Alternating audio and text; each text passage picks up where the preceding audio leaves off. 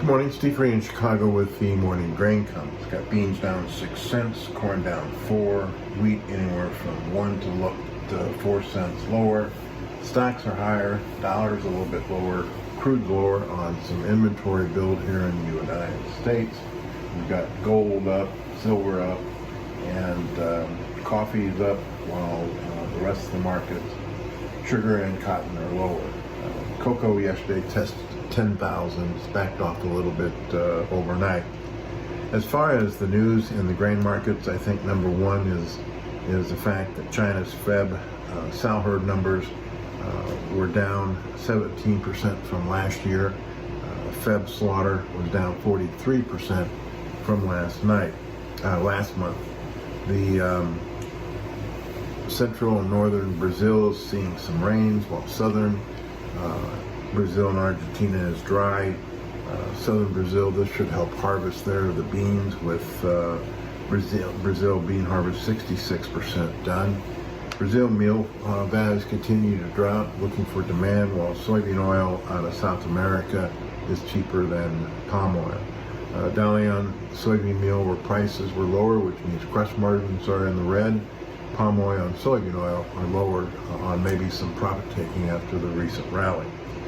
Argentina farmer selling new crop soybeans, and their China is also sold about 80,000 tons out of their reserve when they were offering 160,000 tons. Europe oilseed imports are down, which is increasing domestic consumption. In the corn market, tech selling has got us now below the 430 area in the May. Early Argentina corn yields are termed good. Corn harvest for the first crop in Brazil is 43% done. Exports are light, while 97% of the safrinha crop is planted.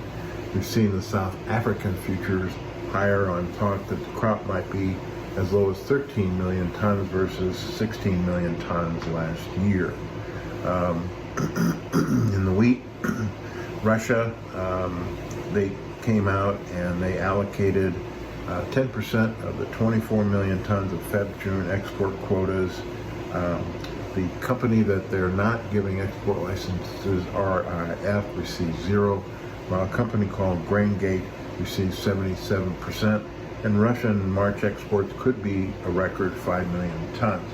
We might be seeing some month-end selling, some quarter-end selling, and some selling in front of the holiday. We've got the USDA report tomorrow. Again, we're looking for higher bean acres, we're looking for lower wheat and corn acres. We're looking for March stocks to all be above a year ago. And the wheat market may have traded the fact that wheat stocks are up from a year ago, and may even be bigger with the cancellation of the China sales. So again, funds short 142 thousand contracts of beans, 44 meal, 16 oil, 248 corn, and near record 88 wheat.